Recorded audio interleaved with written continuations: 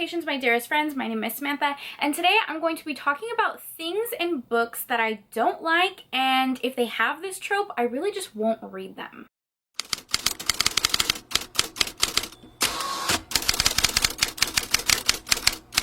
Hello, how are you? Welcome or welcome back to my channel. Today's a little bit of a different video. I am sweating.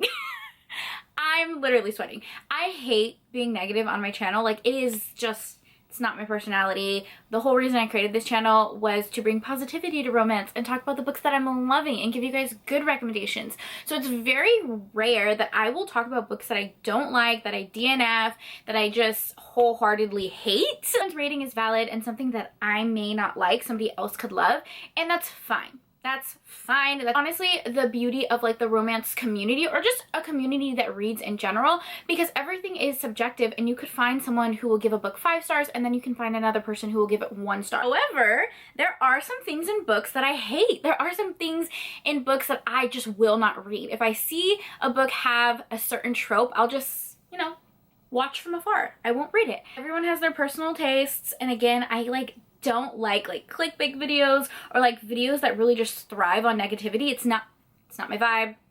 It's okay if you like those videos or make those videos. It's just not my personal vibe, okay? I feel like I had to make that disclaimer.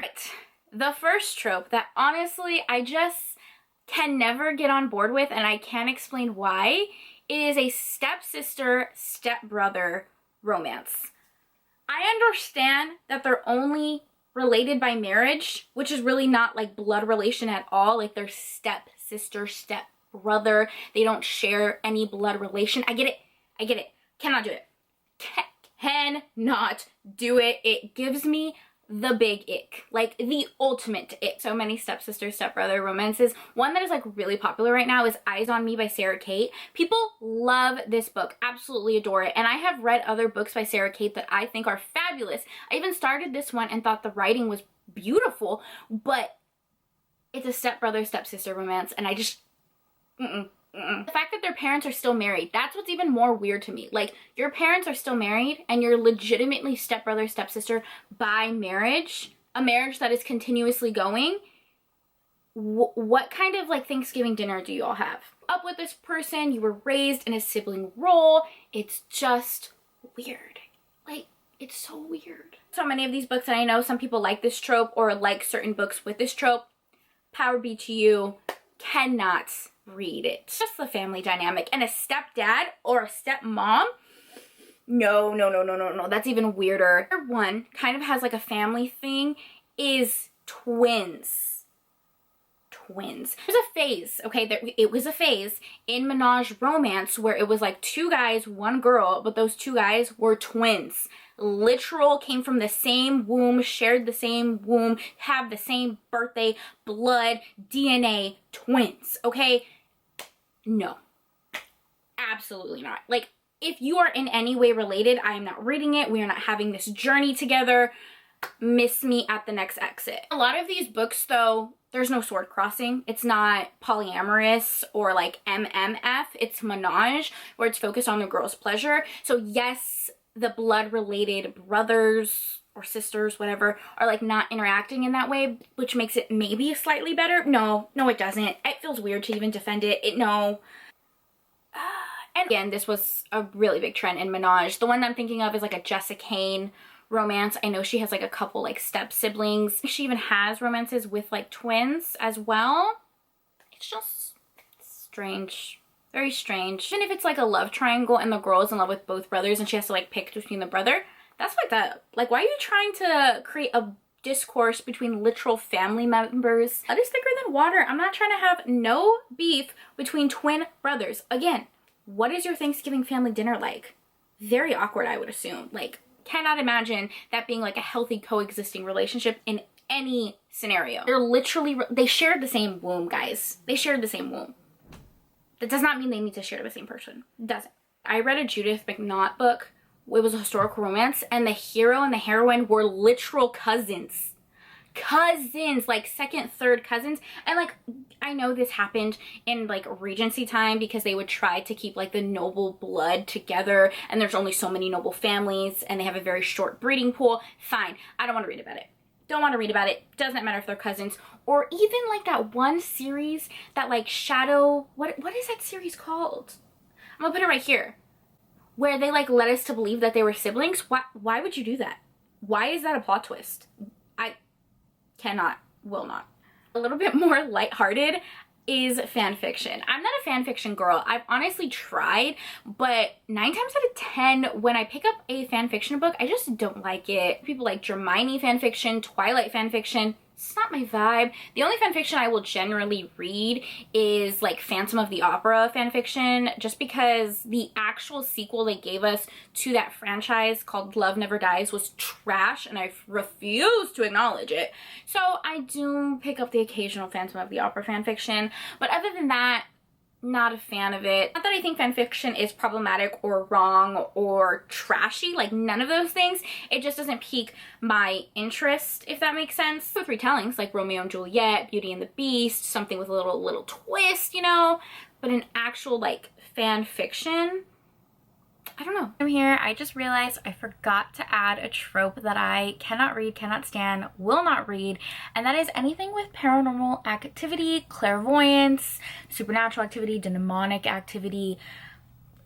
No. Literally no. So this is a hard pass for me because, okay, have I talked about this on my channel before? I think I have a long time ago. So in my lifetime, my 25 years of living, I have experienced many, I don't even want to say it out loud. I'm like sweating. Okay.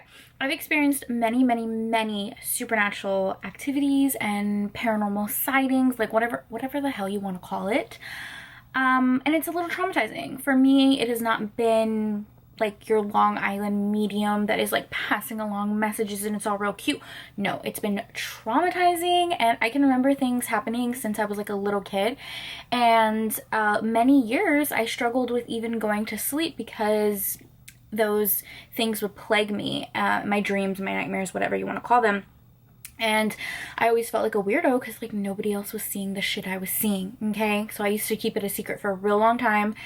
I still don't really talk about it because it's scary to me, and a lot of my family are mediums or have like that clairvoyant energy, and growing up a lot of people would say like it's a gift, it's a gift. No, it's a fucking curse. Like for me it was awful and very traumatizing, and it happened the most when I was younger because I suppose you're more susceptible to those things when you're younger.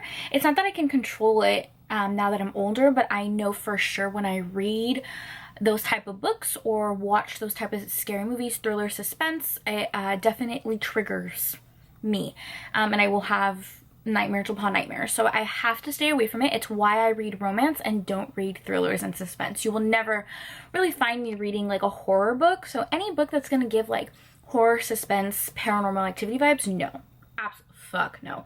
Paranormal romances is fine, like werewolves, vampires, witches, maybe even a demon shifter, like whatever, but anything that's like paranormal activity, no. And actually I came across one that I was reading. It's this book right here by Onley James. Desiree was recommended the series, and I hopped into the book without reading the synopsis, and I realized he was a clairvoyant, and panicked. Sorry, my camera shut off when I was talking about it. I don't remember where I was, but yeah, so I read this Onley James book, found out he was a clairvoyant, and like chapter 2, immediately stopped reading the book. Immediately. No. He literally was a crime investigator who discovers crime from like clairvoyant energy. No. Literally no. So DNF'd that book, will not pick it up again. And yeah, that's why I don't read ghost stories, paranormal stories, supernatural stories. You know what I mean? Okay. That's it. That's a trope I won't read. That's really no exception. The next ones are not tropes, and it's more discussion on problematic behavior in books or something that an author does. Again, this is not my typical type of video. It's a discussion on can you separate an author's behavior in real life versus their art. So can you separate the author from the art that they create, whether it is music, books, film, clothing, etc., etc. conversation that exceeds beyond the romance community and is so much more than I can discuss in a 10-20 minute video. It's up to you who you decide to support with your own money. There are some authors that I just don't pick up their work because I don't agree with their point of views. It's not something as simple of we can agree to disagree, like I really like the movie Twilight and you really don't. No, not like that. This is like core moral issues that I don't agree with, if that makes sense. Hopefully it makes sense. Tropes and books that I can just not get on board with, like for my own personal beliefs. One of those is older historicals, westerns that portray Native Americans in a very poor light. This was very popular when romance was just becoming popular. I would say like the 80s, 90s, when westerns were thriving in a mass market paperback in every grocery store and tons of authors pumping out western after western. It was a whole phase. It was the wild, wild west of historic romance, if you will.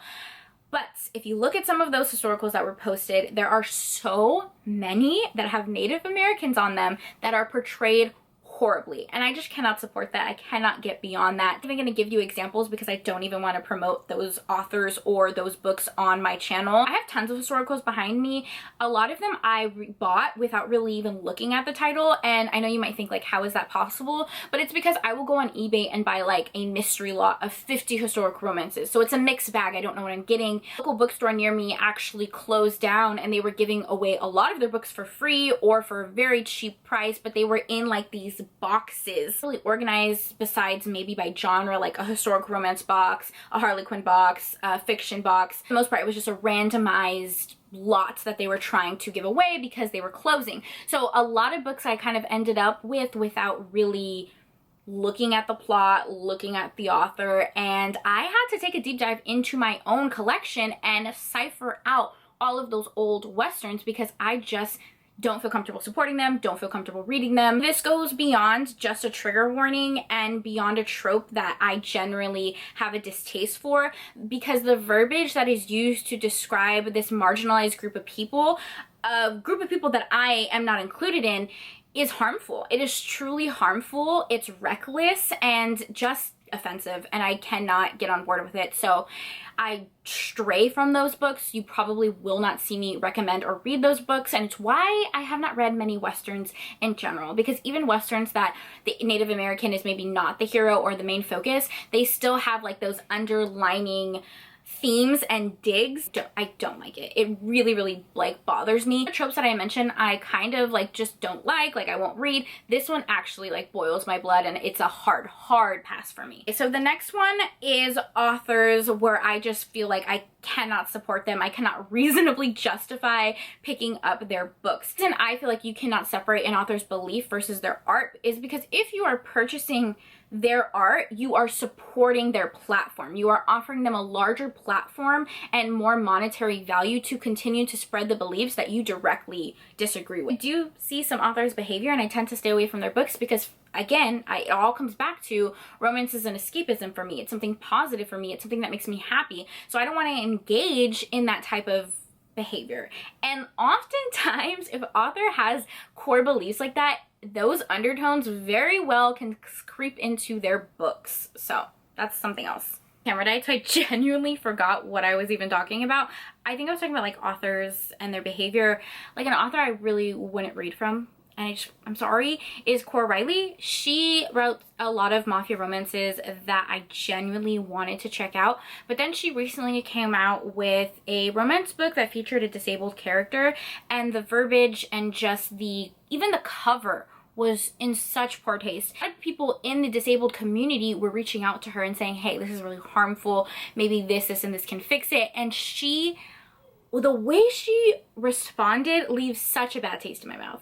She basically blamed that community. The action really showed me that she does not care about her readers. It was done in such poor taste. I can't imagine picking up one of her books. I just can't. Okay, whew, done. We're done. Gosh, I feel like this video was so negative, but also really important. So I know it was a little bit different from like my happy-go-lucky YouTube videos where I'm talking about books that I love, and I promise my next video will be about a bunch of books that I love. I promise.